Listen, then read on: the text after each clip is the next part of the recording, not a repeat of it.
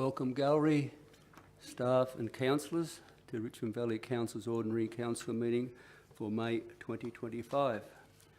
I'll open the meeting, the acknowledgement of country. Richmond Valley Council recognise the people of the Bundjalung Nations as custodians and traditional owners of this land, and we value and appreciate the continuing culture, connections to lands, their living culture and their unique role in the life of this region in the past, present and future. Mr General Manager, could you read the prayer, please? Dear Lord, we meet to serve our Richmond Valley community, to use our resources wisely and well, to represent all members of our community fairly, to make decisions that promote the common good. We recognise our responsibility to the past and the future, and the rights and needs of both individuals and community.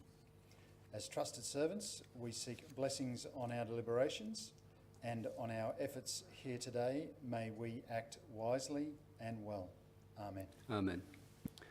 Move on to item 3, public access. There's no request, no apologies. Everyone's here, and mayoral minute, there's nil. Move over to page 6, item 6.1, confirmation of the minutes of the ordinary meeting held on the 15th of April. Could I get a mover, please? Councillor Hayes, and a seconder, Councillor Walker. Is there any discrepancies in the accuracy of those minutes? I'll put that motion in. All those in favour? Matters arising out of that minutes on page 7, item 7. Is there any matters arising? Yeah, just a quick Councillor question. Hayes? Have we replied to the public people that presented public access? We're going to get back to them in the near future, it says. So. Look, I don't think we have, and the reason we haven't is we thought we were getting a briefing on the CSIRO report early this week. That didn't happen. That's obviously a key piece of information that Mr Brown is very interested in. So we'll get a response to him, but we'll also then follow up as soon as we get any information on the CSIRO report. Any other items? Declarations of interest. Has any councillor got any declarations of interest? Mr General Manager, you received any? Yes, I've received one. So it's from Councillor Hayes for item 15.2, which is the proposed overheight dwelling at 4 Cedar Street, Woodburn. Councillor Hayes is the applicant for that DA, has declared a pecuniary interest and has indicated he will leave the meeting for that item. Thank you. That'll be noted. Petitions, there's nil. We now move over to page 8, and we have a notice of motion on 10.1 from Councillor Murray. Councillor Murray. This is my first notice of motion. Do I move that? You need to move it, Thank yes, you. please. I will move that. Thank you. Do we have a seconder for that? I'll second that, Councillor Mr. Mayor. Walker. Councillor Murray. Thank you. Thank you, Mr Mayor. So yeah, this notice of motion comes out of actually our last meeting, so that Council investigates the potential operational efficiencies, customer experience improvements and cost effectiveness of implementing emerging technologies like AI, chatbot and live chat functionalities as part of Council's customer service matrix. And I'm just asking for a report to outline the current industry best practice and technology adoption in local government and customer service delivery, potential platforms and tools that could be suitable for the Richmond Valley Council, and projected costs, cost savings and service improvements, along with any workforce or data security implications and any opportunities to potentially phase in such technologies aligned with any customer experience strategy and digital transformation priorities in the operational plan.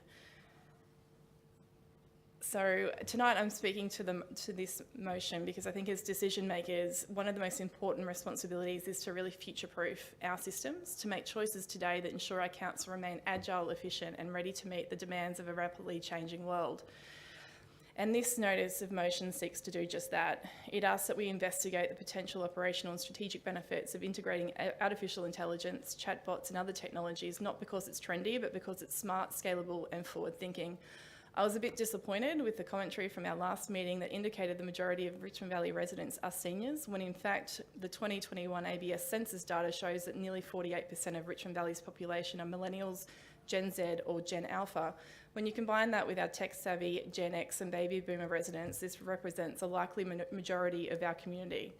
These are people who expect the council to lead with innovation, transparency and forward-thinking policies. And if we are serious about intergenerational equity, we must ensure our systems and services and engagement strategies reflect these needs and expectations of all groups now and into the future. Across Australia and the world, including local governments here in New South Wales, are adopting digital tools that are not only improving our user experience, but also build long-term resilience into service systems. These technologies are no longer the domain of the private sector. They're fast becoming essential infrastructure for councils who want to remain responsive and relevant in the digital age.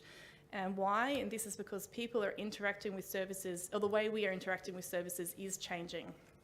Residents want quick answers, intuitive systems, and 24-hour access to information. They expect our council to match the digital convenience of a bank or a telco or other online retailers, and that expectation is only going to grow. By exploring these tools now, Richmond Valley Council positions itself as a leader in smart, future-ready service delivery. It also ensures, as a demand for digital access continues to grow, as it inevitably will, we're not playing catch-up in the future, and we're building on a really strong foundation. This isn't just about cutting corners or replacing human service. It's about building a layered, resilient system where automation handles really simple, repetitive tasks, freeing our staff up to do what they do best, and that's support, problem solve, and serve with empathy and local knowledge.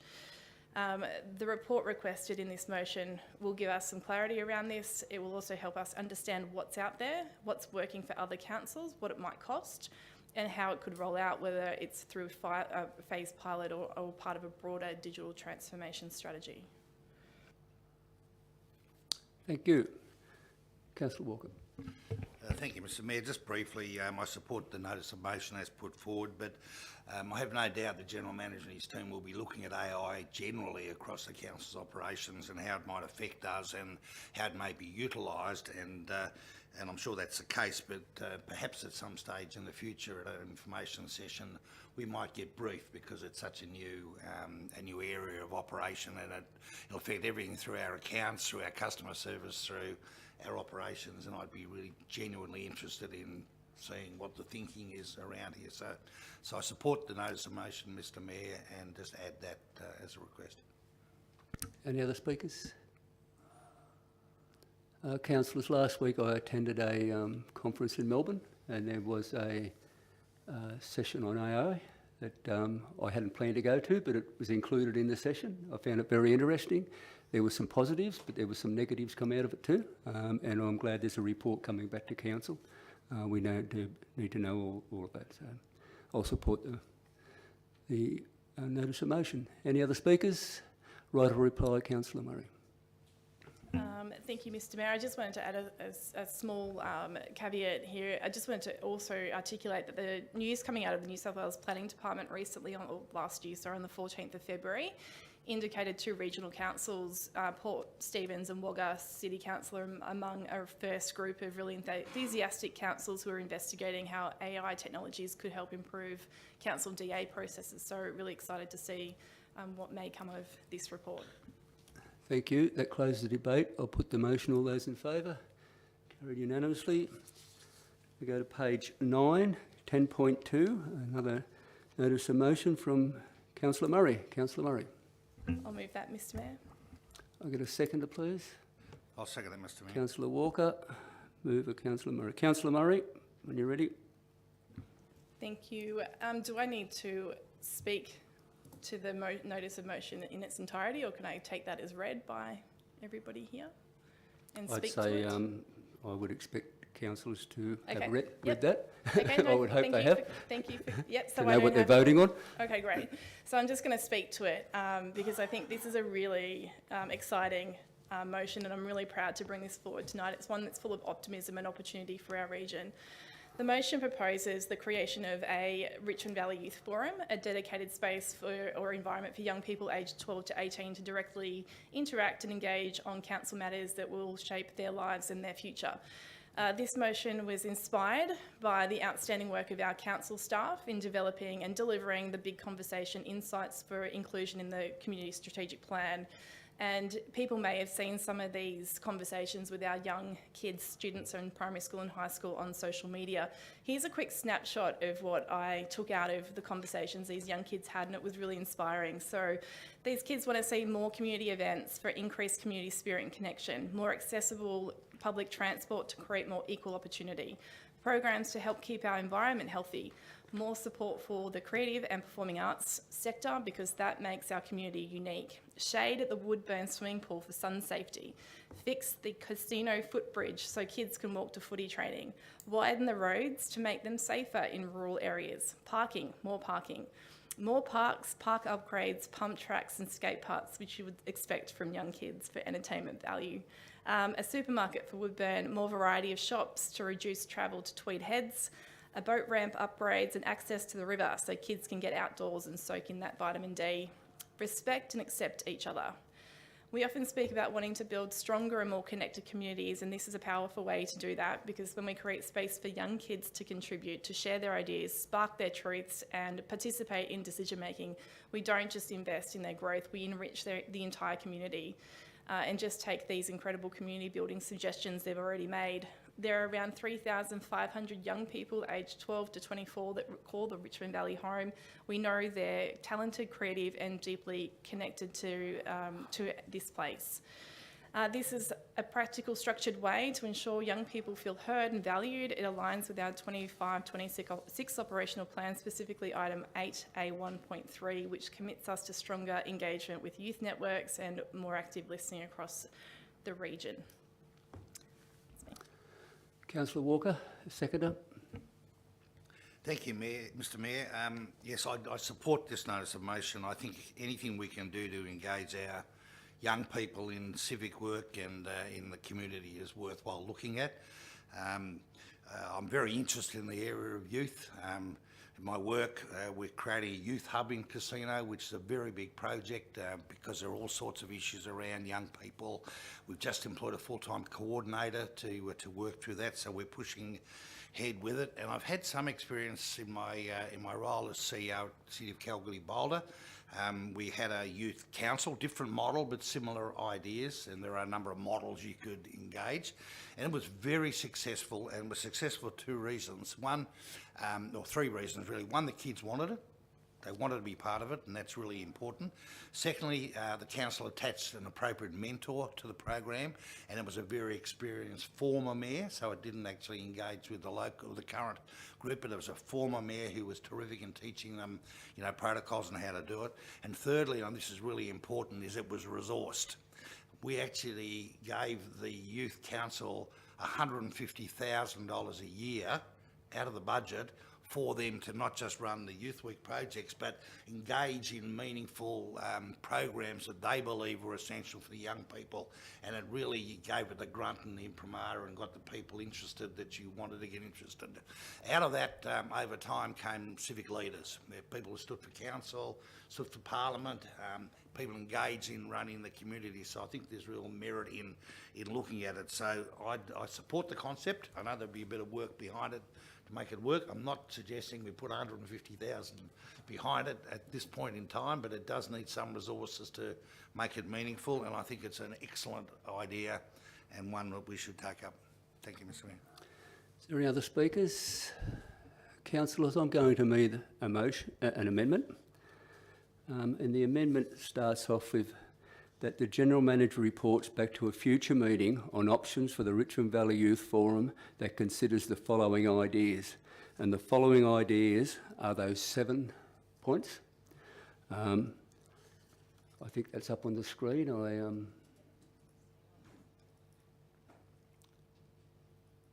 I have passed it on.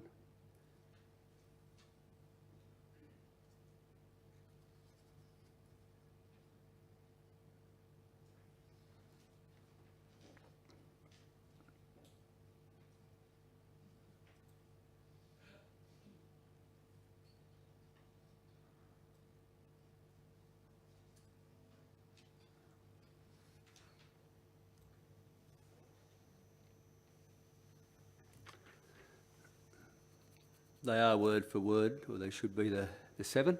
So it's just that at the front. I needed to get a seconder for my amendment, please, if I can get a seconder. Councillor I'll Hayes. second it. Yep. Councillors, the reason I'm moving an amendment, I believe the issue should be the same as the previous resolution, where a report outlining the points raised are subject to future report for the councillors to consider. I have concerns with item 5, allocates appropriate resources to support the establishment and ongoing facilitation of the youth forum, including staffing and administrative support. Allocating resources and support to projects comes at a financial and administrative cost, and to do so before knowing what these cost is not good governance. Council needs a report to realise all the implications involved before making a fully informed decision. I just can't support that because, as I know you did say, not suggesting 150,000, but it is going to come to a cost. We need to know that, and I'm uncomfortable supporting it, the motion as it is. We need to have a report back and get the whole broad what is occurring, what we're doing now, what needs to be done. The way it says that we create a forum and we listen to that forum, well, the day we say, look, we can't do that, council will be on the wrong side. So we need to work together to make this happen. And that's my amendment trying to do that. Not against it, I just need to get it done correctly and follow the due process. Any other speakers? Councillor Hayes. Look, I agree with the overall result that we can get out of this by going through these points. Look, I don't agree with you on point 5. I think that we're going to have to put resources to it to get it off the ground. But look, John spoke $150,000 as in gesture, but that's just something that we'll have to look into. I'd just like to see a report to come back and see what we can, what we need to put into it to get it off the ground. Yeah, so. And there may be other options in that report that comes back, how we can help the youth of our community, not only those 7. So, Councillor Cornish. Yeah, just to speak on it quickly, obviously I support Councillor Murray and I applaud her for her commitment with the youth. It's, I wouldn't say it's a problem, but obviously youth is a big thing in the area, particularly casino. Take out of that what you will. But I think it would be, as I agree wholeheartedly with the recommendations, but I think it would be short-sighted of council to commit to anything straight away. So I'm excited, especially with Councillor Walker commenting on with potential future leaders and his involvement in WA. But I think at this time, like I said, if a report comes back to council, I think that'd be a good starting point. But yeah, I think it'd just be too short-sighted for council to commit in whatever way at this point without a bit more information. Thank you. Any other speakers? Yeah, just, You'll have a right of reply, so if you speak, that'll close it. Anybody else want to comment? Councillor Murray, right of reply.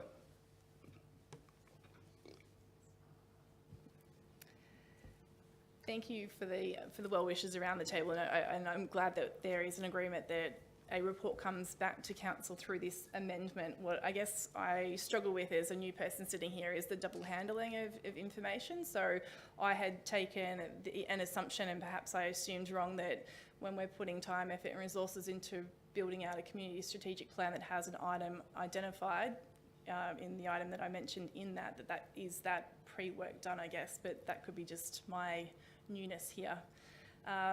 Yeah, I think it's, yeah, thank you for the support in terms of considering it. I think that we really do need to consider the intergenerational equity that is part of the Local Government Act of '93, and yeah, thank you. I'd love to make a comment. I'll talk to you after about the financing side of things, but I can't. You've closed the debate. I'll put that motion. All those in favour? Sorry? Oh, sorry. You're correct. Thank you for your help. I'll now put the amendment. All those in favour? Unanimous. It now becomes the motion. I'll put that motion. All those in favour? Thank you. We'll now go to page 11, 10.3. Notice of motion, Councillor Murray. I'll move that, Mr Mayor. And a seconder, I'll second that one. Councillor Hayes. Councillor Murray. Thank you, Mr Mayor. Look, I'm not going to spend too much time on this. You've heard me at length over the last 3 meetings advocate strongly and fiercely and passionately on behalf of our mid-Richmond community on the 2022 flood. This feels like the final bow or string in the bow for us to get real answers to very real questions. So I'm bringing this motion to you tonight to try and strengthen the trust between this council and the people that we represent from the mid-Richmond. The questions that come through the answers, that come via the Reconstruction Authority in their response to my initial questions are not being answered in full. That is scoped out in detail in the notice of motion. Our council has been remarkably successful when it comes to securing New South Wales government funding for infrastructure, our roads and our bridges and our public facilities. You can see the building efforts that are going on locally in that space, but there's a real disparity with the Resilient Homes grants funding. And so what I'm calling on is that our council use that same circle of influence to advocate for the fairness when it comes to this Resilient Homes grant funding that's really failing the mid-Richmond community. What I will highlight is we are more than 3 years on, and it breaks my heart for any person that's still sitting out there struggling through appeals processes with the New South Wales Reconstruction Authority. But the reality is there is 16 homes across the entire Northern Rivers that have been approved for a house raise or a retro refit under this scheme. 16. And by any reasonable standard, that outcome is simply not good enough for taxpayers and the communities that are waiting and waiting and waiting. There is a growing perception amongst the community that some councils are receiving more funding from the New South Wales Reconstruction Resilient Homes program than others. This is not a fact, it's just a general perception that the community have come to me with. They are calling for transparent and comprehensive answers to they are asking for transparent and comprehensive answers that is essential to rebuilding trust in our community that has already endured so much. This motion asks Council not to respond to the RA on all my questions that have come through from the community. And I want to remind everybody, these are not my questions. These are genuine questions that have come from 187 people that have answered a survey that I put out into the community a month ago. And we do deserve answers. The community deserves answers. So I put it forward that our council seek clarification and seek full answers to how much of the $880 million has actually been spent in the Richmond Valley, giving us a local government breakdown. How much of that money is going to support the priority 1 to 4 homes, and more detail around the $5 million repair to return program, and particularly around some fundraising. GIVIT was announced as the official donation channel for Cyclone Alfred. We know that there was money raised. We don't know how much of that was spent in the worst affected area by Cyclone Alfred. This is not about blame, it's just about accountability and me fulfilling my role here as an elected councillor to deliver and really seek true and full answers to very, very fair questions that have been raised over many, many years by our community. Thank you. Councillor Hayes. I think Councillor Murray's hit it on the head. The feeling down there, it's about the trust in the community for the RA. And I think the questions that she's presented on behalf of our flood-ravaged community deserve full and concise answers from the RA. The uncertainty of programs controlled by the RA have created angst across our mid-Richmond communities. Any perceived mismanagement of these funds will create further separation from residents from a joint recovery process with the RA. Following up and asking for complete answers to these questions will show further support to our community for their recovery process, and I fully support Councillor Murray gaining full answers to these questions, and I hope that the other councillors do the same. Thank you. Any other speakers? Councillor Walker. Mr Mayor, whilst I understand the sentiment behind Councillor Murray's request and the reasons why, because she has been asked these questions, I'm not comfortable it's the right way to deal with a partner like the RA, to put it in this sort of forum. And I don't mean that people shouldn't get answers to questions, but I think with a partnership of someone like the RA that we're going to have to continue to work with, and which there are good relations between yourself and the General Manager and others, I'm not sure that mapping it out in such detail is the right way to do business. So whilst I understand the motivation and understand the desire for the questions, I don't think it's a way to deal with the RA, and therefore I can't support it. Thank you. Any other speakers? Councillor? Yeah, thank you, Mr Mayor. I do agree with Councillor Walker. I've actually jotted down here, and I've been thinking about this a lot, and looked at your ticks and your crosses a lot and continued to think about it. Is there another channel that Councillor Murray, have you got any ideas how Councillor Murray could progress this herself as a councillor or with your survey information? Because I can't support it here tonight either. Good question. Is there any other speakers? Look, I can't support this. I do understand where you're coming from, the community, but they are community questions and your questions. I just don't know if it's a role of council to be asking those questions of the RA. The RA would have privacy clauses and reasons they can't answer some of these, where that money goes to people and how much it is in areas. And I'm pretty sure they don't do things by postcodes. So I can't support it. And I just, to say some areas are getting more than others, I've been through a few disasters in the last, as long as some of these other councillors here. And in the fires, other areas didn't get the money we got because they weren't affected as bad. And whether we can think that Lismore's getting a lot, but Lismore is devastated, and the amount of houses that went under in that town, there's around 500 buybacks. So that just tells the enormity of that. Down in the lower river, we were hammered really bad. But you can't compare that to what actually happened in Lismore. It was huge. And I believe the other day there was a pop-up at Woodburn, and I'm told there was around 50. So the community are starting to engage with the REA, which I think is a good thing. And if they've got any concerns, I think they're the ones that need to take it straight to them. Not that it's coming from council or hearsay, it's coming from the people who are affected, and they need to tell the RA face to face at these pop-ups what is going on and why they're not happy. As you recall, we met with the RA, the councillors, some staff, and we made it quite clear that there's people in our community that aren't happy, and they know that we are here to support our community.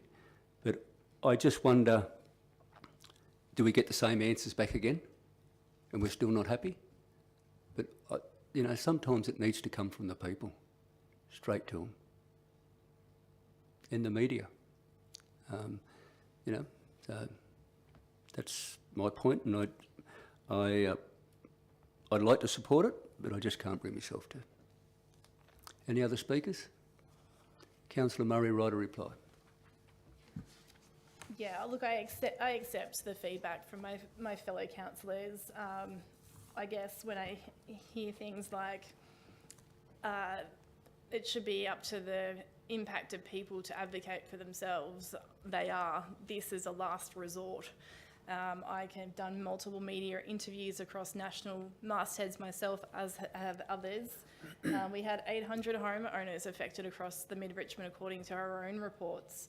And the reason these have come forward is because those people have asked. Every day some people are ringing RA and asking for these answers, and they're not getting them. And so this, I guess, was the last string in the bow to try and get those answers on their behalf. I think that we have a advocacy role here, and advocating on behalf of those 800 homeowners, I feel like I have done my job, whether that's supported or not at the vote that's inbound.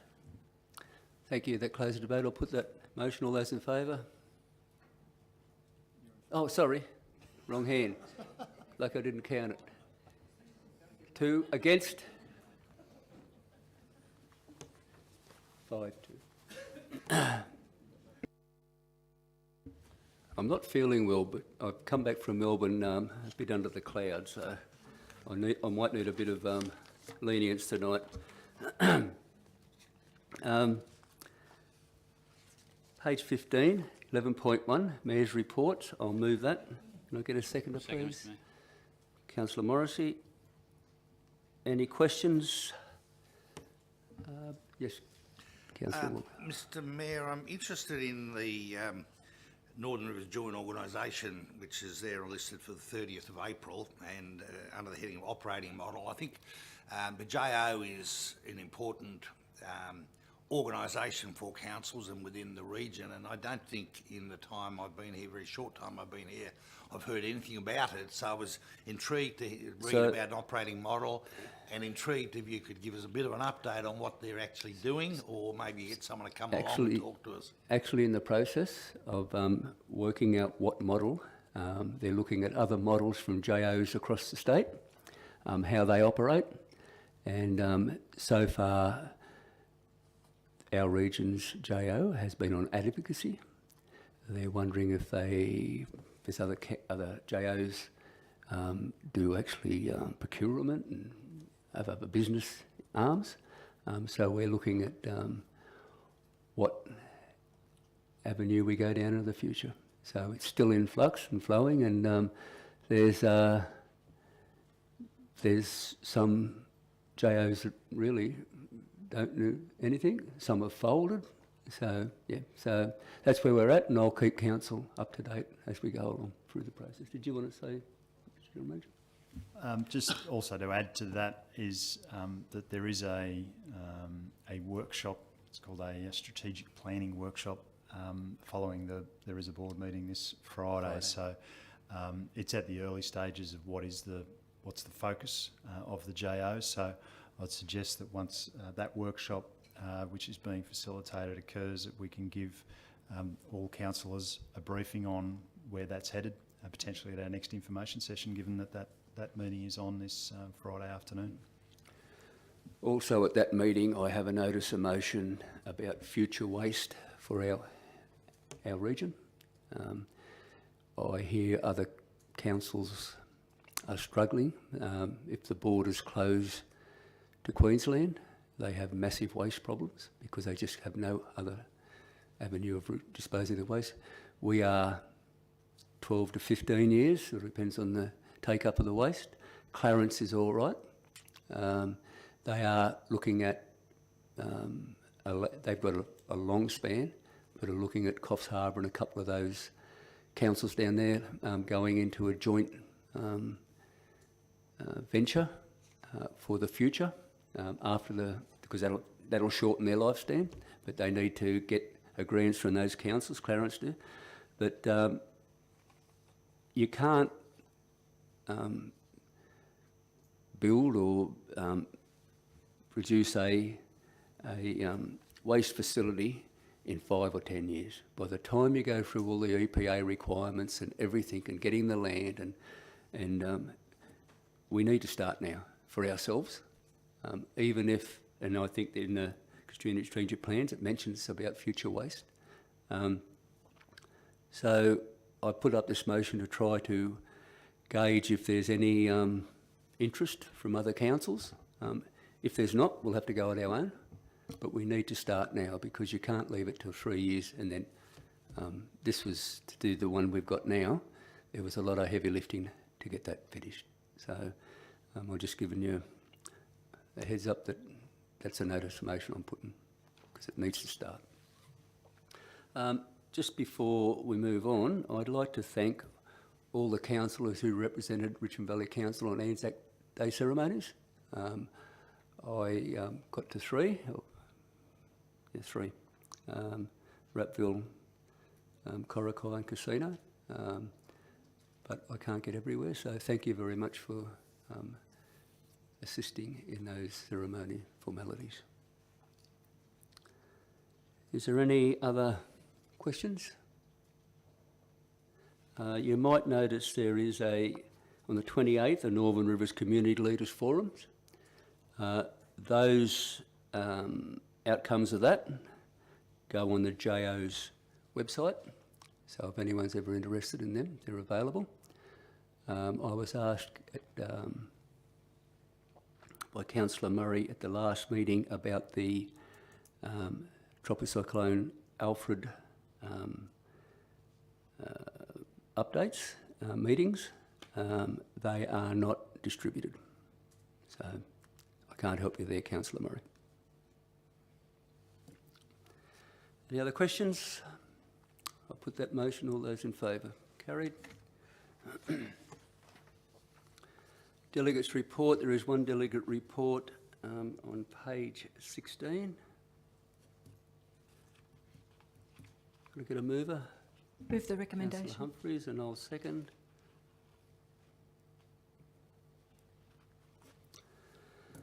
Councillors, the report is there. Oh, sorry, Councillor Humphries, you've moved. Want to speak? Not necessarily, thank you. As you can see, the report's there, or the summary of the meeting is there. It's good to see on page 18 that the New South Wales Soil Conservation Service, SoilCon, has been identified as a suitable provider for the Bunga Walbin levy. It's getting underway. Just what's the possible extension to 27? Are they expecting to have, like... I'm sorry, Rob, can you get a bit closer? In that report, it says it's with a possible extension into February 27. Well, to get it'll the all work depend done. on the Is it wet weather. Yeah. Yeah, like, you can imagine trying to do it now. Yeah. So, yeah. so if you ask for that straight up, it helps. So, Just while we're on that page, at the top of the page, that notice of motion to fund 150 million 15-year Northern Rivers Watershed Initiative. So they've got 5 million, Rouse, to get some shovel-ready projects ready by October 26. Do they need that 150 million to fund those projects? Because if they haven't got them ready yet, well, how would they know what they're going to cost? look, it's a request. Yeah, big request. Yeah, that's what it is. And if you don't try, you don't succeed. So, and the whole region will benefit by that if we can get that money. Mr Mayor, if I could make a comment through you. My take on that was with the Northern Rivers Watershed Initiative. In 2024, they got the 5 million for 4 shovel-ready projects. And so there is some work already happening on the ground, and that work has to be finished. Where did I see that? So the footprint of JO and Rouse and the Casino Co-op got a share in that 5 million. It's actually specifically devised for the Northern Rivers joint footprint, the rest, like the next 100, I don't know whether it's 150 or 145 million. So the 5 million's covered, that work's started and they're in scoping stages. And then the rest of it just needs to be a holistic catchment approach. It's too big, it's too complicated for anyone to do it on their own. And as our General Manager actually said at the last meeting, that to proceed further and succeed, the project needs to secure a commitment from all levels of government. There may be some opportunity for grant funding, but the project needs initial seed funding to get momentum. So that's where they're at. So they're going to actually write to all the ministers in New South Wales and just let them know where it's at and how important, how critical it is. Answer the question. Other questions? Councillor Murray. Just to clarify, the completion date for the Bunga Walbin levy is June 26. Well, weather permitting. Okay. Yeah. As I just said to Councillor Hayes, could you imagine being down there now trying to do that work? It's low.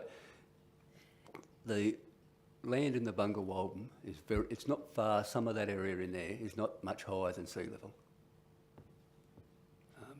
I know it's a long way inland, but there's some places in the Bunga Walbin that's only 1.5 metres to 2 metres above sea level. So very wet area, big catchment area, and it's when it rains, it gets wet. So, but SoilCon will want, and the government will want to get it done, as the community does and Rouse does, as soon as possible. Councillor Humphries, right to reply? No, thank you. I'll put that motion in. All those in favour? Carried.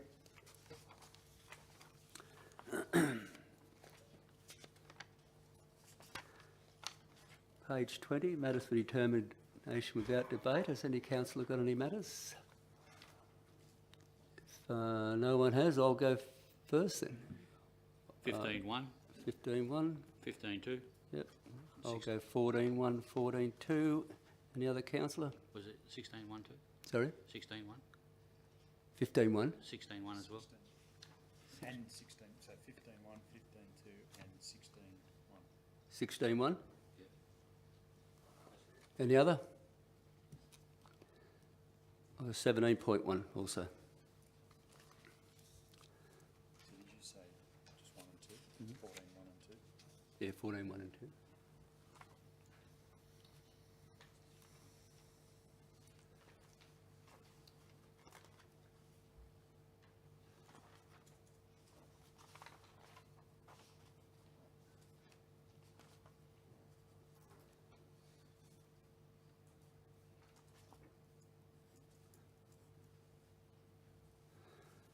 So, Mr General Manager, I need a motion for 14.3, 17.2 and 17.3.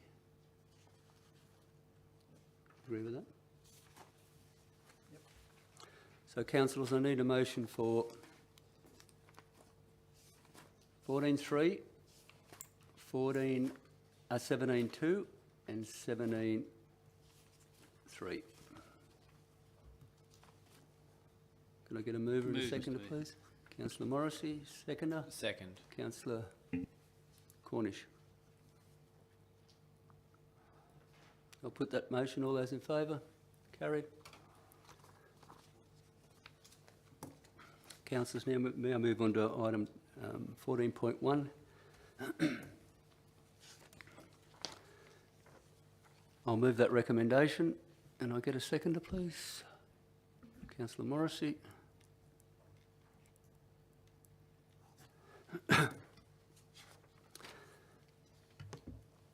Councillors, I'll just read a couple of the lines out of the report on page 22.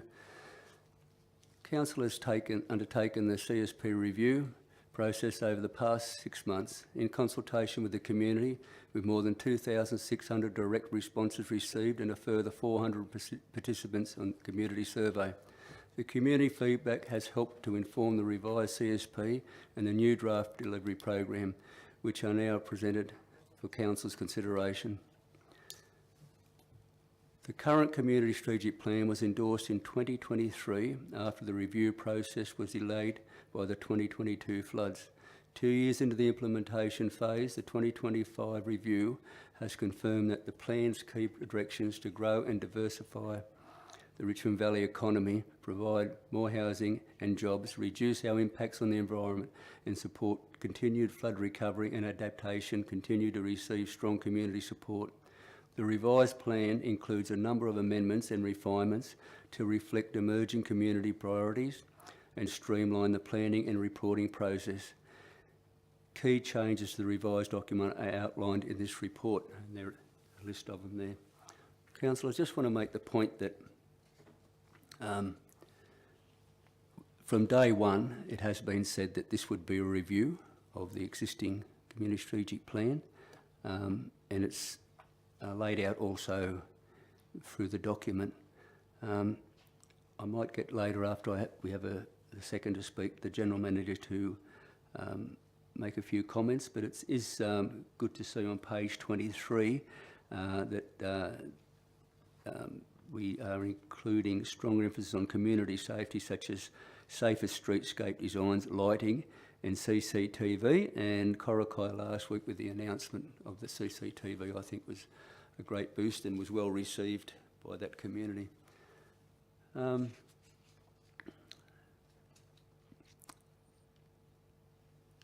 the consultation on page 24, there was a lot of consultation done, which is listed under that.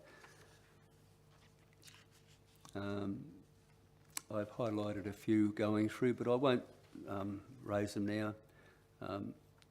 the lower river, I think a very important thing down there for the Woodburn and Broadwater community is the handover of the old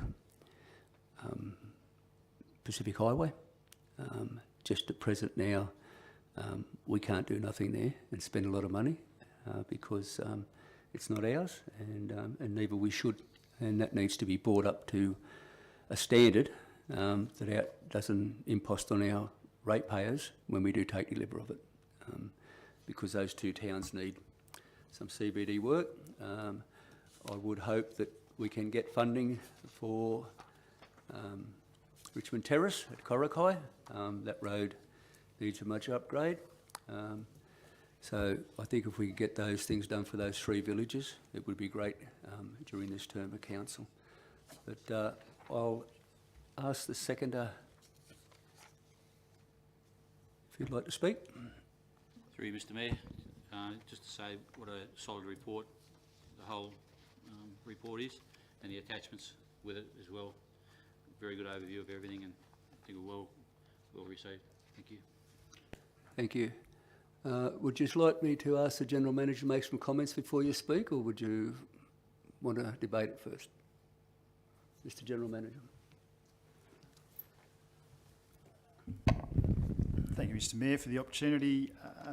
Look, obviously these plans are, well, they're our most important plans. The Community Strategic Plan sets a clear direction of the aspirations for our community through to 2040. And, you know, as you mentioned, you know, we've reviewed what we did in a couple of years ago, and I think, you know, we've really confirmed, but also taken our plan, you know, to that next level. Each time you do a set of these strategic plans, you get better at them, and we've certainly worked really hard to do that, both the strategic plan, but also with our delivery program, which really sets out what we as a council, what is our response as a council to play our part in achieving those objectives in our community strategic plan. So, and the real addition with that delivery program is the inclusion of measures against those 75 principal activities that we as a council deliver for our community. So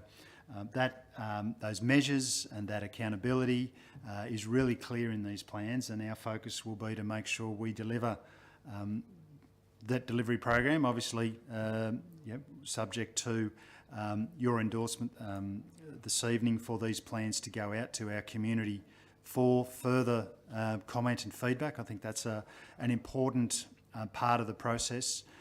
Often when you do consultation around what people want and the ideas, they will have ideas, but then when you actually get a draft plan, you get it in writing, it's in front of you, you've got the real, the commentaries there for you to give feedback on, then others see that as a better way to provide comments. So subject to your adoption this evening, we will get this out to the community for a 28-day period for further opportunity to comment on the key parts of these plans, both the CSP, the Community Strategic Plan, and the delivery program.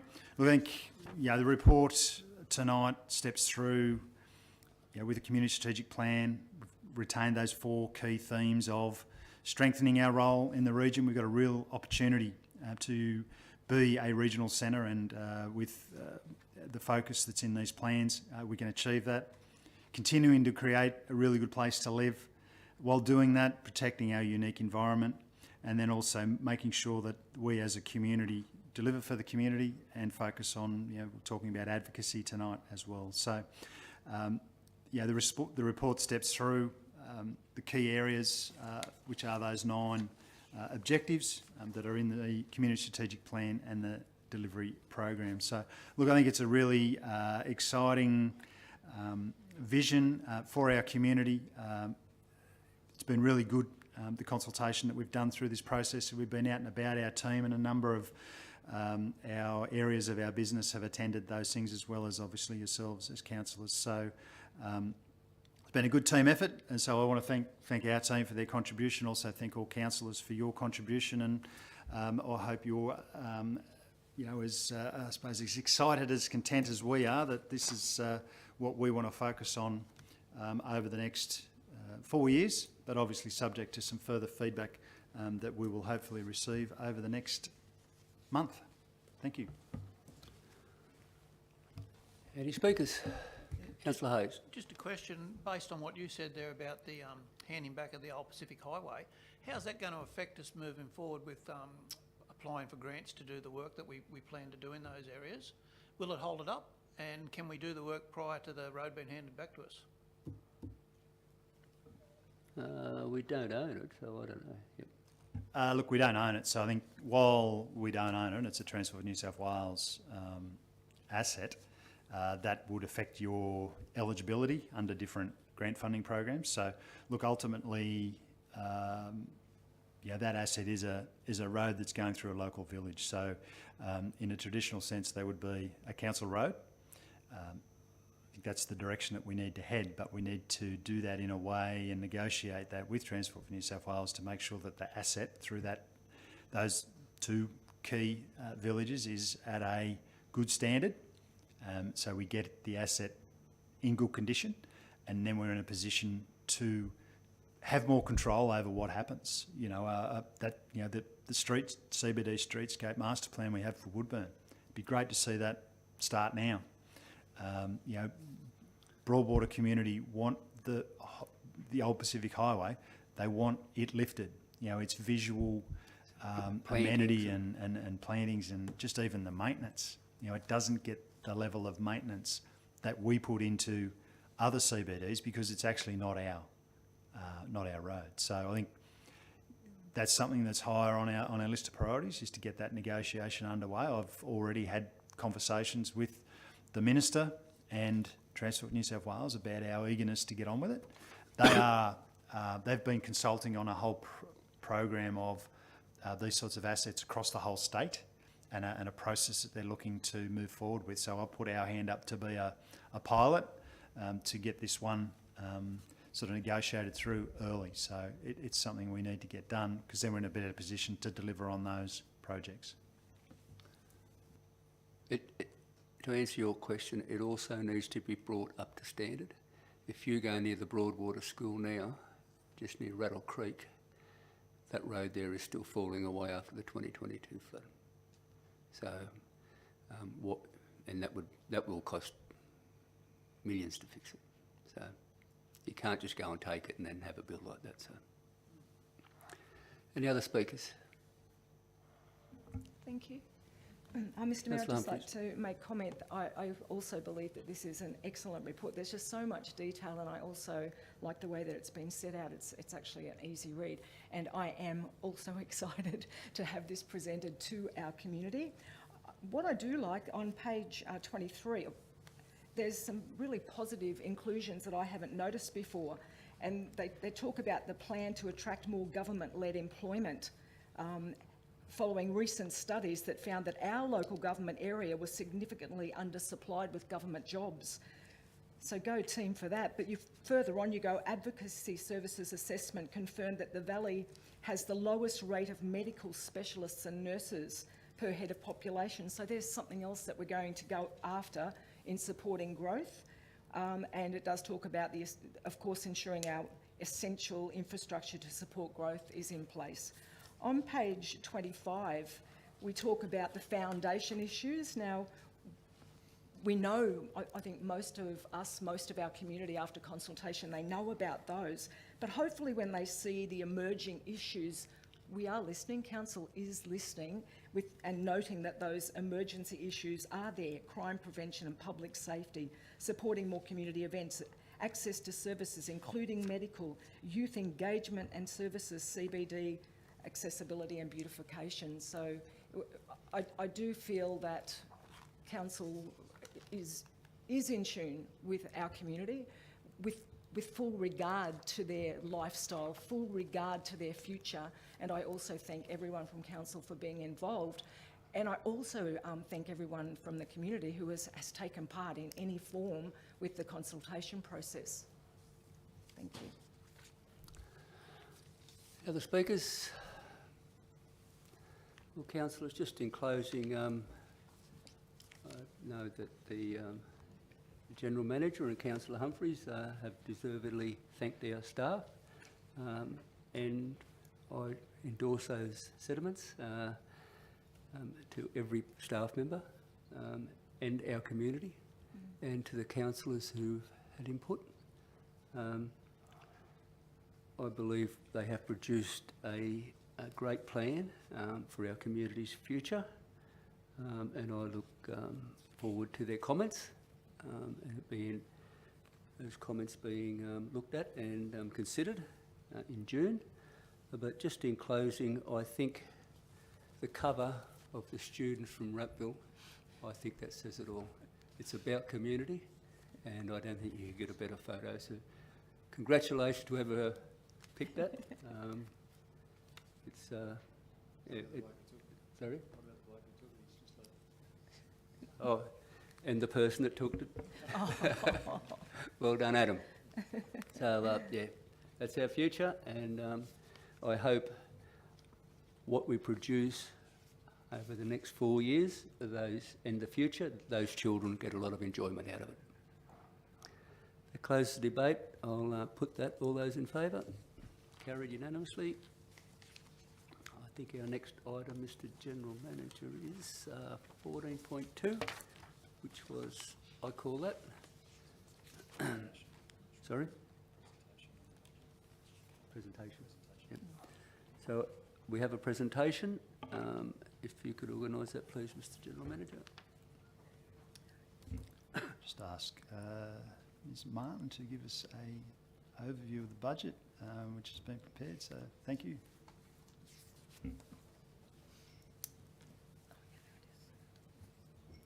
Thank you, Mr General Manager. So this is just an overview of our draft operational plan and budget for 25-26 through to 29. So the budget's been prepared on a basis to accurately reflect Council's current financial position, to achieve an operating surplus in the long term, to enable us to be financially sustainable into the future, to meet current and future financial obligations without reducing essential services or borrowing money to fund excessive operational deficits, enable borrowing for key infrastructure works, and maintain our current assets and fund the future replacement or upgrade to those assets. Ensuring we have a cash surplus, which allows us to fund any ad hoc projects throughout the year, and ensuring we have a capital works program that is sustainable and achievable. Some of the key assumptions, we have a 3.9% rate peg for 25-26. We're proposing a 5% increase to our waste annual charges, both domestic and non-domestic, a 7% increase to our sewer and water annual charges, and a 3% increase to all other revenue. Salaries have a 3% increase next year in line with the local government award. Electricity has increased 6.5%, materials and contracts 2.5%, insurance 7.5%, and all other expenditure has been 2.5% applied. The 25-26 budget result has operating revenue of $80 million, operating expenditure of $88 million, with an operating result before capital grants and contributions of an $8.4 million loss. We have capital grants and contributions of $41 million, with an operating result from continuing operations of $32.7 million. Our capital works program is currently at $67.5 million, and we have a projected cash result of $300,000. This is just a high-level overview of our 10-year long-term financial plan, which shows our operating results across the forward 10 years, with surpluses being achieved in the final 2 years of that plan.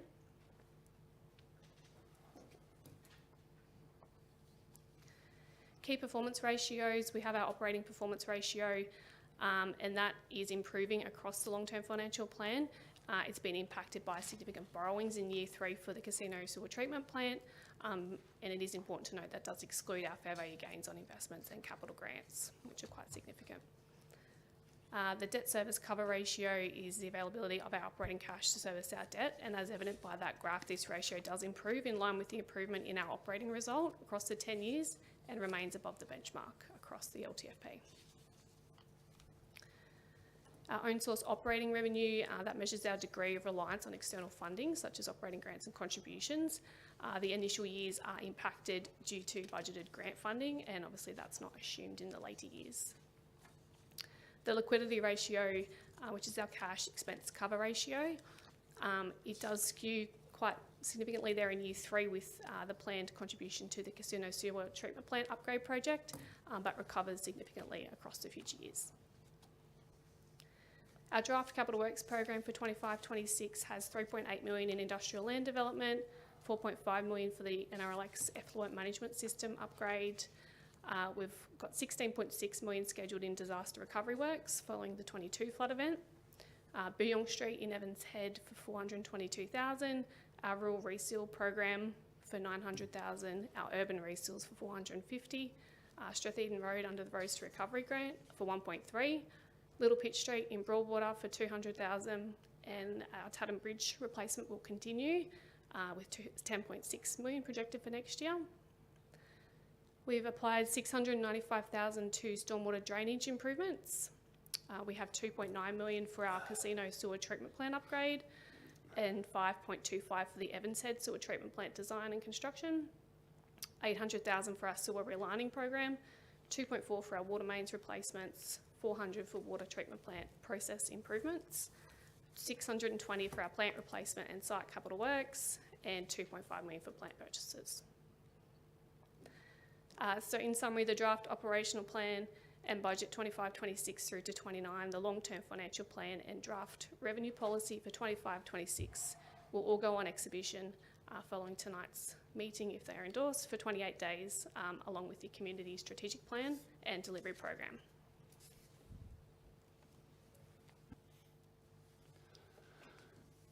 Thank you. Is there any questions? Councillor Walker. Thank you, Mr Mayor. Just a couple of questions.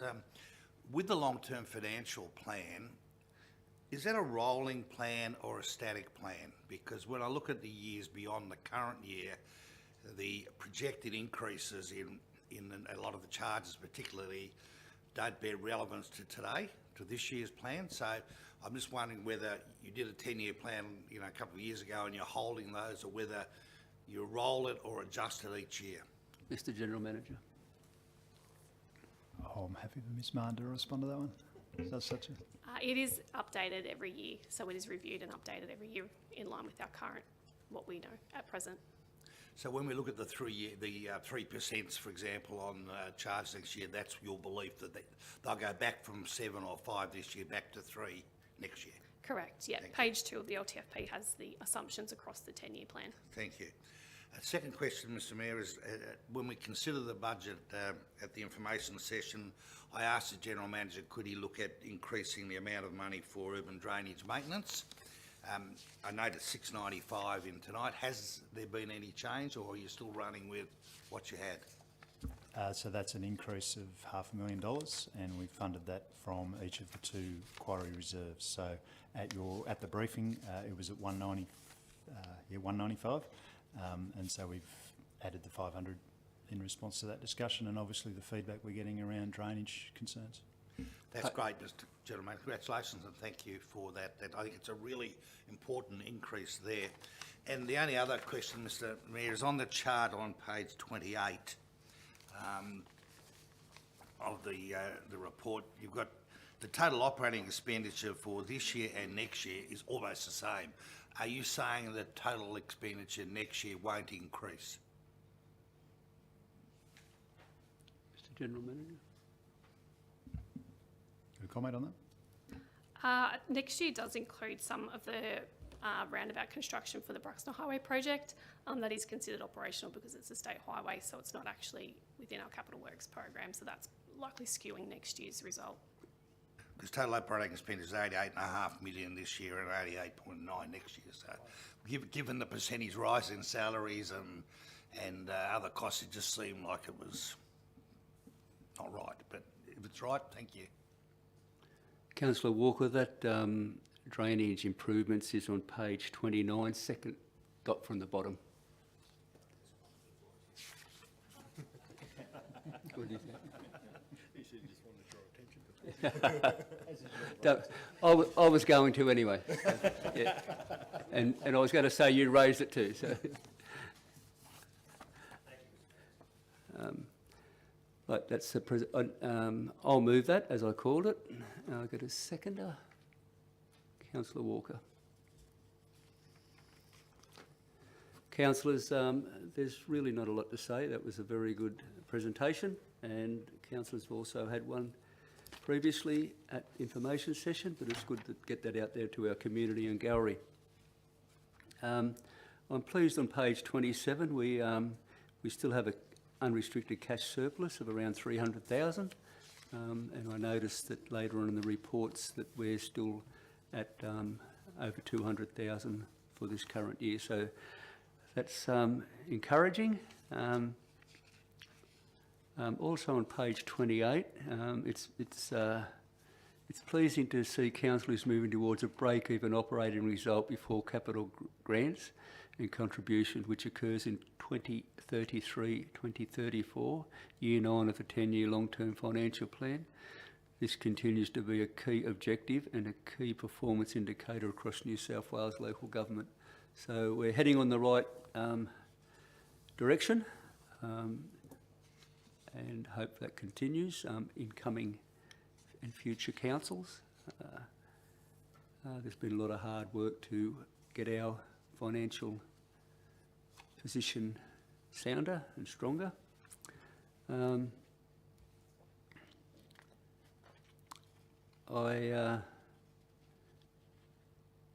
I note about the increases can change from year to year, that they are projected.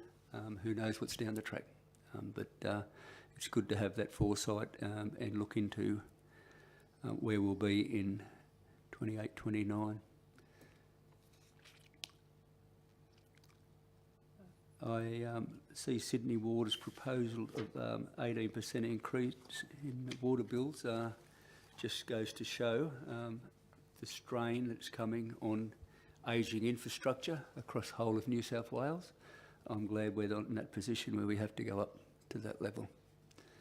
So I'll hand over to Councillor Walker if he'd like to talk as a seconder. I commend the budget. I commend the work that's been done as you have. I think the one thing I've always said, and I believe that this council is very well managed financially, and I commend all the staff for what they do in that regard. Thank you. Any other speakers? Councillor Hayes. Yeah, I've got a question based around on page 29 there. There's the domestic waste annual charge, water annual charges and the sewage annual charges. I've done a little bit of research comparing the residential sewer and water and waste services charges. I got some information off council during the week through Vaughan, and then I run the water cost scenario based on a couple of 100 kilolitres and resulted against what Ballina's water is costing. I'm just wondering if the General Manager can give us a summary, some commentary around how the three items compare when they're assessed individually to other surrounding councils. The Mayor's been vocal about our overall rates remaining the second cheapest when compared with surrounding councils, but I just wonder how we go with water, waste and sewer charges compared to surrounding councils. I think we're the third cheapest. Or third cheapest. I think yeah, Ballina and Kyogle. Kyogle's about $1 a week. Yeah, I run these figures against Ballina Council, and we come out quite a bit dearer than Ballina Council. So I'm just wondering how we go across the board. Yeah, look, we are around the middle of the comparisons that we've got, which are Ballina, Kyogle, ourselves, Lismore and Byron. Certainly varies, and yes, Ballina are cheapest. I suppose a variety of reasons for that, but I think one of the things we did have a look at, we obviously provided you with some comparisons at a recent briefing, but if you have a look at the number of rateable properties, so if you just, your scenario is about Ballina, so we have 10,800 rateable properties in the Richmond Valley. Ballina has just over 20,000. Water, so properties that have a water service, we have 7,600. Ballina has 18,600. Sewer, we have 7,100, and Ballina has 17,300. So I suppose economies of scale can be a factor in these sorts of services that you provide. The more you provide, the lower your variable costs. You have your fixed costs, but your variable costs can be spread across more properties, so that'll be a factor. The other factor in comparing what we have is the area of land and the size of the local government area from a kilometres squared.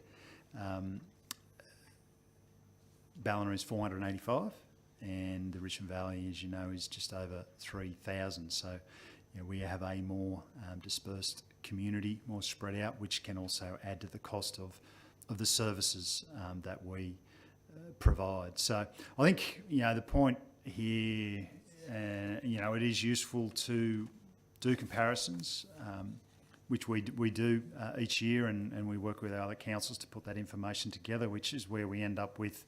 And based on the 24-25 year, we were of the five in the middle at third.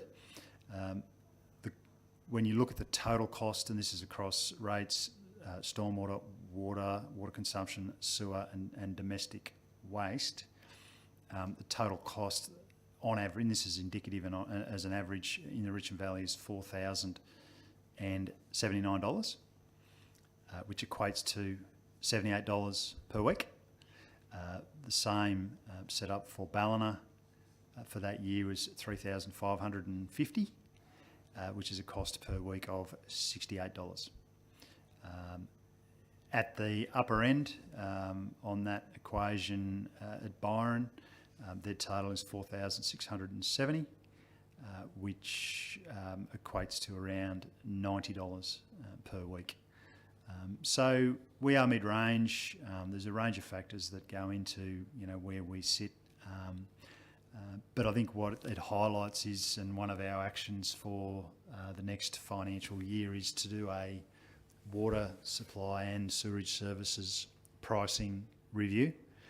So let's have a look at the total picture, all of the variables, do some benchmarking, not only against our Northern Rivers councils, but councils of a similar size and, you know, similar community makeup, so that we can have an informed conversation about whether we've got it right. Obviously, we do have a lot of infrastructure investment required across our water treatment systems and sewer treatment systems. So the money needs to come from somewhere, and that's why that piece of work will aim to get on with that in the first 6 months of the next financial year.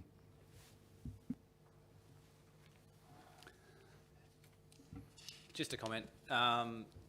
Just the second slide of the presentation tonight, I think that just highlights to the community that councils aren't immune from increased costs. I see there's 12% increased alone just been on electricity insurance. So I think that's a good point to highlight, and noting too the $300,000 surplus on a $150 million council. It's something to be applauded and commended. And again, as Councillor Walker stated, it just proves that council's in good stead and we're in a good position financially. So good work. Thank you. Councillor Humphries. Thank you, Mr. Mayor. I just wanted to make comment, page 30. It's a positive action for council to be reviewing the stormwater management process, and it says here that we're going to engage with the community and other stakeholders to determine the level of expectation, appropriate measures for performance standards, and the required level of to meet the community's expectations. Given that it can be a bit of a grey area with people, and the annual fee is all good. Yep. And the annual fee, and I note that the information, the result will also be taken back to the community.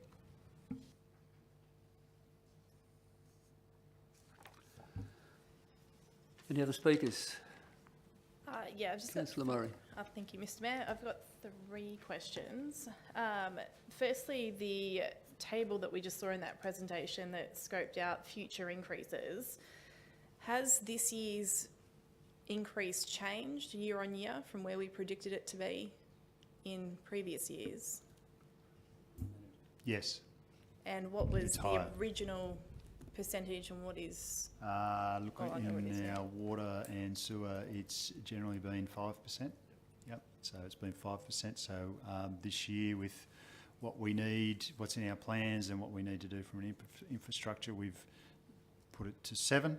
There's no guarantees that that's going to be enough to get everything done, but because we're obviously conscious of the challenge of cost of living pressures and the like. But that is also in line with the increase that that Rouse Water is putting forward as part of its plans as well. And so will we expect those increases in future years to increase as well? Look, I think that's the point Councillor Walker was making as well, is that our forward projections are based around the 3 or the 5%. Look, we'd like them to not. From a rating perspective, that's determined by IPART. This year it's 3.9.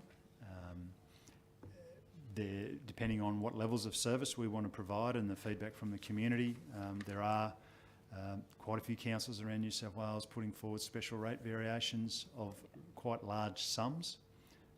We are doing our best to avoid that, but it may be something that needs to be considered. So you have that option around your rates, but then you have more freedom in the increases that you can impose in your water, sewer and waste aspects of your business. Thank you. And just the final one is, and you've mentioned cost of living, which I think is really important, particularly for our local government area. In comparison, you just spoke with Councillor Hayes about where we rank in terms of our Northern Rivers neighbours in regards to cost. Where do we rank in comparison on the CFA index compared to the same councils? Do you know? We haven't done that assessment of the top, but it is a good point of comparison as to where those costs are. It's something that we can have a look at as part of that piece of work. Yes, thank you. And that was going to be my final point. When you are looking at the similar size councils as well, it would be good to stack up where we sit on that index, because I think that's a really important part of the conversation to bring to rate increases, is the capacity to pay from our poorest members of the community, and how we rank in that compared to the rate result as well, and the utilities costs as well. Thank you. What we've got to remind, we compare ourselves with other councils too, is what's their future work coming up? If they've got failing infrastructure, their rates, if they're doing a good job, they need to increase their rates to fix that infrastructure. We're in that situation here with a 70 or 80-year-old sewage treatment plant. If we don't fix that and the sewage fails, you know who will be called out for not planning for the future. It's the same as at Rouse Water. They're pumping water out of the main supply is out of a 60 at least year dam, and it wasn't even built for a quarter of the population that's now. And I know it's raining, but when it turns dry, if Rouse doesn't do this future water strategy and have water available and everyone's on water restrictions, people won't accept that. So sometimes you've got to make the hard decisions to fund this essential infrastructure for our community's benefit. Nobody likes paying. I don't like paying, but if you don't do it, you're letting your community down, big time. Imagine going there and turning the tap on, or the sewer, nothing happens. You know, it's we're comparing some councils $10 difference a week. So, you know, and I know years ago, Kyogle kept their rates very, very low, and it took them years and years and special rate variations to get back where they should be. And Ballina has the lowest rates. Years ago, and I think it's somewhere in a report, a foresight of a council bought a lot of land, and they developed that land and sold it residential land.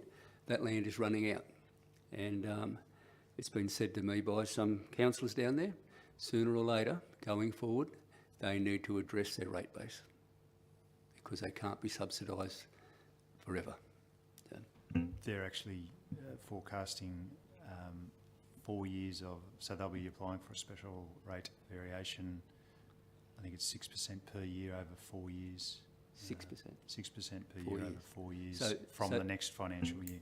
So they're addressing theirs. You need to keep your funds, and as Councillor Walker and other councillors said, you have to have sound financial management for the future. If you don't, you'll pay the price sooner or later down the track. Thank you. And can I just clarify, I'm not saying let's not increase the No. rates to cover the cost. I'm just asking for consideration holistically across all of the data points we have available to us. And then perhaps there is a conversation around re-looking or reviewing a hardship policy in line with any increases as well. That's where the angle that I'm coming from. Let's not raise rates. We need to improve our infrastructure to make sure we have intergenerational equity across our systems. 100% agree. Just making sure that we are considering that with the CEFA rankings and the socioeconomic impacts of our region right now and the cost of living crisis that we're in, and ensuring that we've got that a review perhaps of a hardship policy alongside these increases is where I'm coming from. I'll also mention that there is I think it's a federal government inquiry into financial sustainability of local government, or is that a state one? But there is an inquiry happening into that. So, There's been a few, yes, there has been over the years. Councillor Hayes, sorry. I'm just going round in my head, and I'm going to have a stab at this. Our water charges years ago, when, I don't know, second term on council maybe, we levelled the water charges out so that the lower river and on Rouse were paying the same amount per kilolitre as what you do up here, okay? Has that turned around? So the water, the cost to produce the water up here and the charge out rate, is it now dearer than what? It's not? Hasn't crossed over? Not likely to? So if that's the case, how come we pay more for our water than what Ballina pay when it comes from Rouse? Charge more. You may do, but everyone at Rouse gets changed to say the same amount. Yeah, I realise that. Standard thing. It's up to that council. Somewhere in that figures though, we've got higher, so where's it come from? I don't know, but maybe because we need to do a lot of upgrades in our water treatment plants up here. So yeah, and from Rouse, the furthest point of delivery is the Lower Richmond River, and they're still, and the closest most probably is Lismore, but Rouse still charges the same for Richmond Valley as it does for Lismore. So, you know, it's not, oh, you're further away, it's just across the whole lot. And it all depends what your reticulation system is, how good your reservoirs are, and, you know, things like that. So, yeah. But I'm pretty sure that the casino water treatment plant produces water cheaper than Rouse does, than what is bought, Richmond Valley buys off Rouse.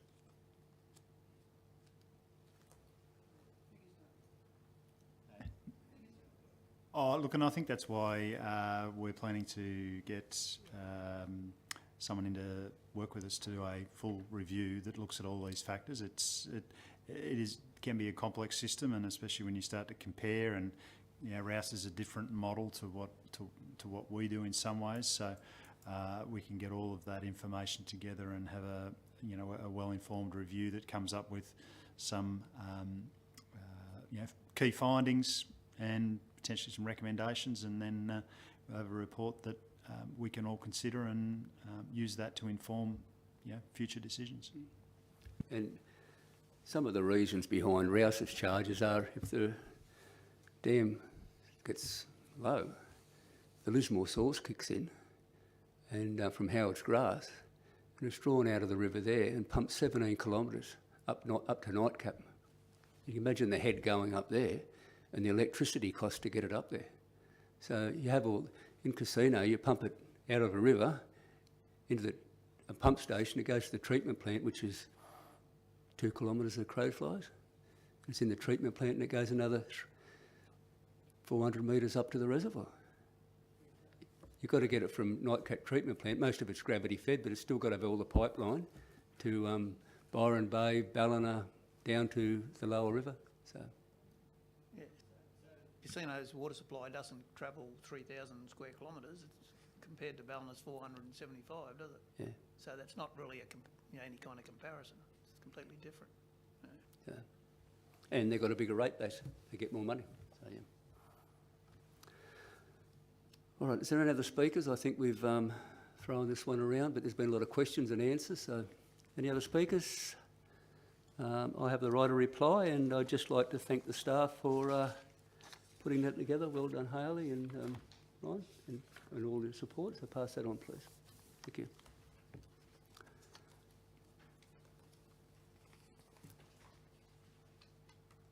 $15.1.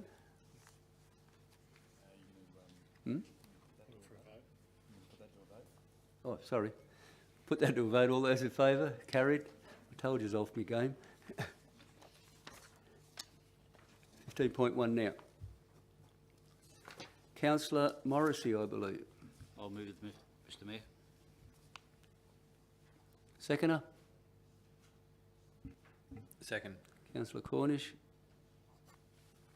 Councillor Morrissey. Yeah, through you, Mr Mayor, it's just a planning matter that had to be brought out. That's all I call it for. Yep, needed to be called. Councillor Cornish. Any other speakers? Right to reply? No, thanks, Mr Mayor. Put that motion in. All those in favour? Carried. Councillor Hayes, I believe you've got a... Just go into the office there if you wish. Can I get a mover, please? Oh, Councillor Morrissey, you called it. Seconder? Councillor Humphries? Second. Councillor Morrissey? No, Mr Mayor, just a planning matter again. Councillor Humphries? No, I agree with the recommendation, thanks. Right to reply? No, thanks, Mr Mayor. Put that motion in. All those in favour? Carried.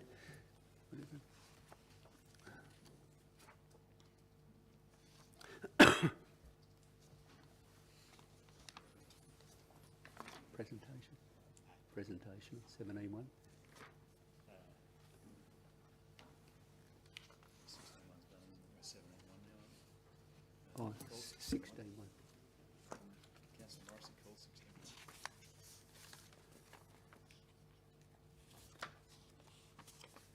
So we're up to 16 1. Councillors, page 47, 16.1. Councillor Morrissey? Mr Mayor, I'll move the recommendation. So, seconder? Second. Councillor Humphries? Councillor Morrissey? Yeah, through you, Mr Mayor, just the recommendation says it all, and just a further report will be submitted to council at the completion of the consultation. Councillor Humphries? Councillor Morrissey? Thanks, Mr Mayor. Put that then. All those in favour? Carried. 17.1, Mr General Manager, I believe we have got a presentation on the quarterly budget review statement. We do. Our Manager Finance, Ms Martin, will take us through how we're tracking so far this year.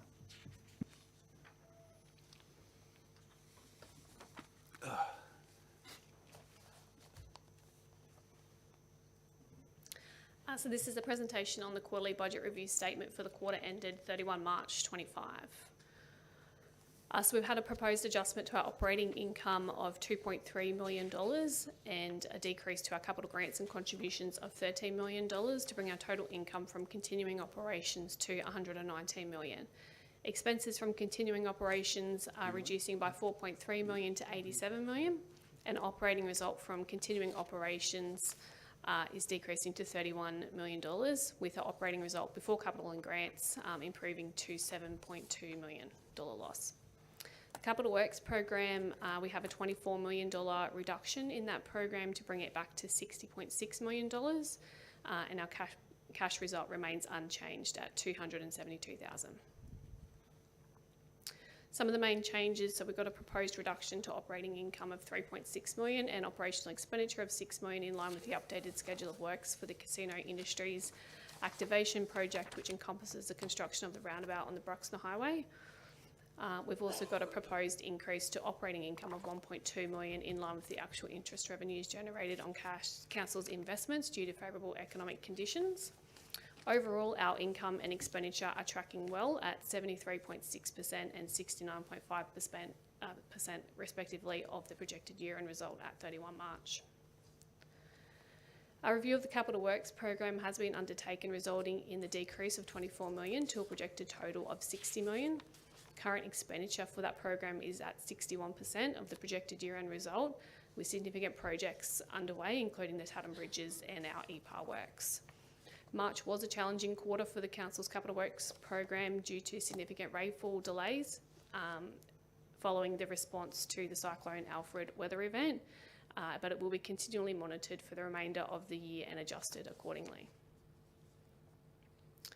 The main changes to the capital works program include a proposed transfer of 1.5 million to next year for the Casino Rugby League Clubhouse betterment funded under the Australian and New South Wales Government Community Assets Program, proposed transfer of $4 million to next year for our EPAR reconstruction works on our road network following the 22 flood event, and a proposed transfer of $3 million to next year for the Casino Footbridge project co-funded by the Australian and New South Wales Government under the Community Assets Program, as well as a $5.6 million transfer to next year for the Casino Sewer Treatment Plant, the Ratville Sewer Treatment Plant project. The major changes during this quarterly budget review are largely due to works being revised in line with timing of detailed works and the revision of estimated project schedules. Our estimated budget result has remained unchanged at $272,000, and our projected result for year end remains on track.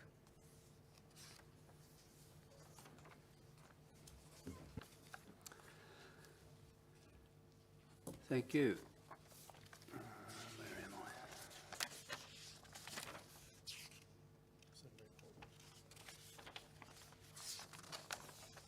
I need a mover for that.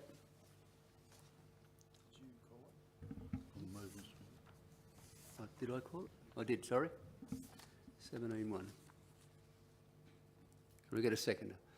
Second, Mr. Mayor. Councillor Walker.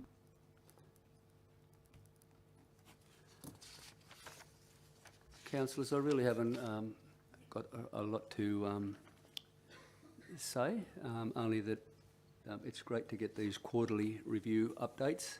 Lets us know where we're going. As been said earlier, I believe we're in sound hands.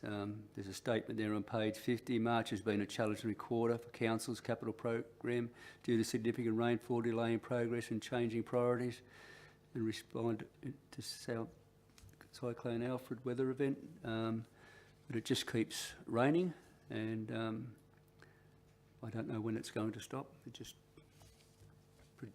forecast again for next week, but hopefully what's happening down in the Central Coast at present, in the Mid-North Coast, doesn't head our way. So thank you for the presentation, much appreciated. Councillor Walker, seconder. Yeah, Mr. Mayor, just a question. Is the reduction in the capital works project and the works that were planned just as a result of bad weather, or are there other factors that are involved? Is it staffing? Is it the availability of contractors? Are there other factors? Because it's easy to say it just rains a lot and we can't get it done. So I'm just interested in what's underlying it as well as weather. I'll hand that over to Director Zeller to comment on. Thanks. Through you, Mr. Mayor. Yeah, not just the weather, Councillor Walker, but probably the main one to consider in that reduction there is our Tatham Bridges project, which under normal weather circumstances, we thought we'd be about 3/4 of the way through that, $16-17 million project there. So there's a fair chunk of it just in that project, which is the biggest one we've got on at the moment. Contractors remain a bit of a challenge. We have been getting, you'll probably note that through the tender responses that we're getting. They're improving, but it's still a challenge to get contractors on board at value for money. But as far as our own staffing, we've got that at a pretty good level at the moment. Our project teams and our delivery staff are all fully stocked at the moment and ready to go. The other factor that Director Gator and I discussed today is, and he might wish to correct me if I'm wrong, but any grant funding that we receive has to hit the budget before it can get pulled back out again. It's an accounting standard, I assume, Director Gator? Is that fair? So that December number possibly has some grant funding in it that's immediately removed and punched into next year when the relevant project will be delivered. Thank you, Mr Mayor. Apart from that, I support the recommendation. Thank you. Other speakers? I don't need to write a reply, so I'll put that motion. All those in favour? Carried.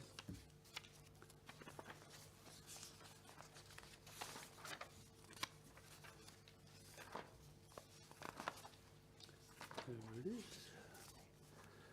I believe that brings us now to matters for information on page 63. I'll get a mover for that, please. Matters for information. Councillor Morrissey, and a seconder. Second. Councillor Cornish. Councillor Morrissey. Yeah, through you, Mr Mayor. Item 19.2, flying foxes visit. Just on page 66, the diagrams, the blue and the green. What's going to happen when the green colour start having all the flying foxes? What's going to happen to the blue area where the trees are? Hopefully it'll just stay back as the riverbank and the, yeah. So if the pink bloodwood blossom again, Sorry? if the pink bloodwood blossoms again, when the new green ones come along, they'll still go to the blue ones. I don't know. Potentially, yes. They will be. But does my question make sense? I think your point is we can't control where they go. Yeah. The idea is that I don't the aim of the planning is obviously to provide habitat away from, especially residential properties, also obviously the school and other areas. What often happens though is if they're in the blue area one year, they actually don't go there the next year because they've made that much damage to the trees. The habitat actually hasn't recovered. But obviously the green areas were affected significantly by the floods. We've done the planting and those trees need to get, a bit higher to be useful roosting areas for the bats.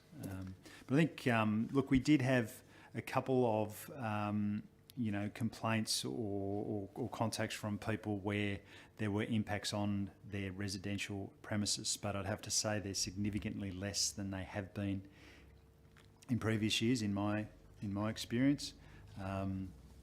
So we've just got to work on those alternate areas and encourage and hope that the bats go there and not in someone's backyard.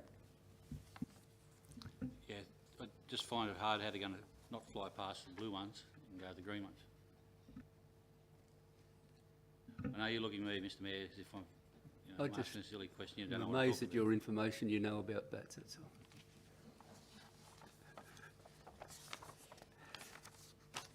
Any other councillors? Just on that item, I'd like to thank the responsible officer for that, Carla, for that report. It come out of a notice of motion from me, and I just hope that gives councillors a bit of information on what we're trying to achieve going forward. If I may just indulge for a moment, Mr Mayor, you mentioning Carla Zendelay, probably just an appropriate time to acknowledge Carla, who's actually finishing up with Richmond Valley Council at the end of this week. It will be her 30th year with Casino Council, and then subsequently In many roles. To the day. So this Friday is her 30th year anniversary. So she'll probably not like me for doing this, but I'll do it anyway. It's just to thank her for contribution across a lot of years, and certainly her passion for many areas. The waste business, the environment. Establishing our sustainable communities team in more recent years. So just, I think, appropriate to acknowledge, Carla's contribution Could you for pass the Richmond on, Valley community. could you pass on council's thank you and appreciation for her 30 years of service, and wish her all the best for the future, please? I'll certainly do that. Any other speakers? Any other items? Just quickly, 19.5, obviously our submission relating to the options paper for EFW. It's been a pretty contentious issue for a number of years now. And I recall pre-election across the road, we all put our hand up opposing any EFW future, and I think dot point 5 highlights council's position. So, Thank you. What else? Put that motion then, please, back on 63. All those in favour? Carried. We now go to page 85. Questions on notice? Nil. Are there any questions for the next meeting in writing? Nope.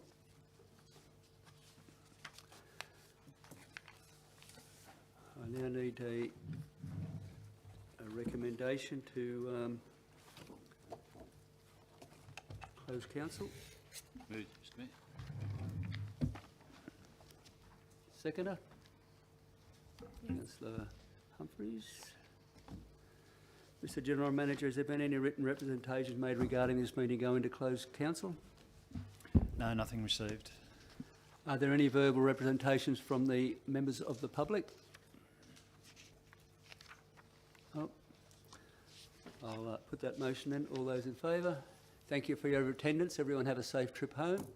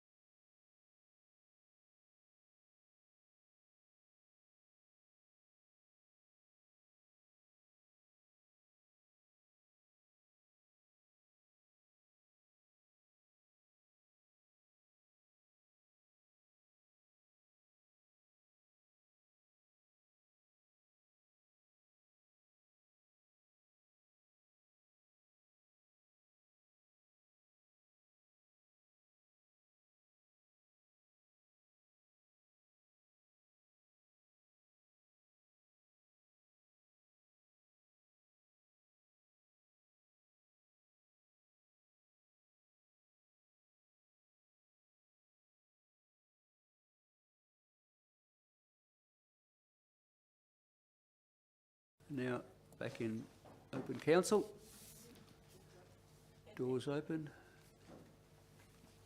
Mr. General Manager, could you please or request a director to read the resolutions of closed council, please? Yeah, I'll hand that over to Director Zola and Director Gator. Thank you. In the item 22.1, tender VP 444226, construction of Patricia Street and Irving Drive. Resolve that 1, council declines all tenders for tender VP 444226, construction of Patricia Street and Irving Drive, due to all tenders being more than council's available budget. 2, applies clause 178(3)(e) of the Local Government General Regulation 2021 to authorise the General Manager to enter direct negotiations with suitably qualified consultants with a view to procure works that provide council with the best outcome both from a financial and delivery perspective, and to finalise terms of the contract or agreement and affixing the seal of council where necessary. And 3, notes that the outcome of the negotiations will be reported to council for information at a future meeting.